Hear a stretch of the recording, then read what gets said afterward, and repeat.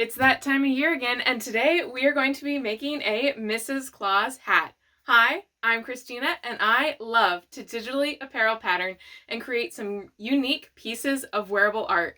And today I am super excited to be making myself a Mrs. Claus hat to go with my light up Mrs. Claus that I made last year that you'll see again later this year for sure.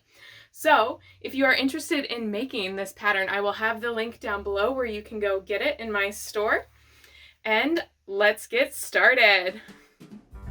Now that the pattern is printed out, I'm going to cut off the edges of every other piece and then tape them together. This will help make sure that the pattern has a nice sturdy tape together, and I'm making sure to tape over anywhere that I'm going to cut across so that the paper is nice and solid at all the edges.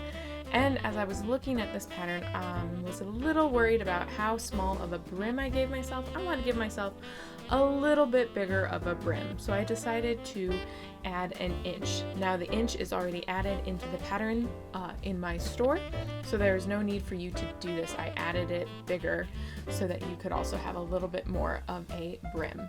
Then all I'm going to do is I'm going to cut out that paper pattern, and I'm ready to grab my fabric and lay it out.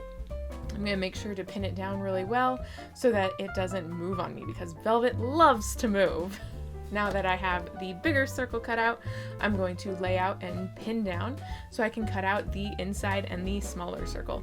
This is where I'm going to cut around the outside again, and then I'm going to cut around on the inside so that I have kind of like a beret type hat on the inside. There they are, top and bottom. Let's get sewing. So you're gonna want to pin this really, really well, especially if you're working with velvet. Velvet loves to walk. As you can see, I pinned inside my stitching line and then perpendicular to it as well to make sure it doesn't walk on me at all. If you're using velvet, always make sure to grab a needle board when you are ironing so you don't crush that velvet, and that helps get it nice and crisp. Now I'm going to pin down the inside circle so that I can create my casing that my elastic's going to go through. I'm going to stitch on the edge all the way around on the one, and I'm going to leave about an inch opening so that I can feed elastic through there, and then I'm going to stitch half an inch away from that first stitch line that I did all the way around, closing up that gap. I'm going to grab my elastic, put a safety pin on the edge of it, and start feeding it all the way around the hat. I'm going to feed it around until it pops out the other side. I do like to have a safety pin on both sides so that if it accidentally gets pulled in, I still have a way to feed it back out.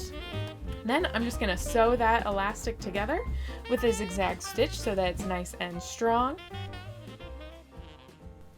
And that will finish up my Mrs. Claus hat. Ooh, look at how good she looks. Yeah. And there we have it. We have our beautiful Mrs. Claus hat all done and ready to wear.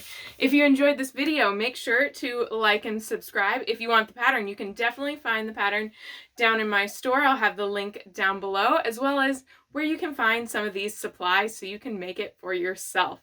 I look forward to seeing you in some of my other holiday themed videos. Happy sewing!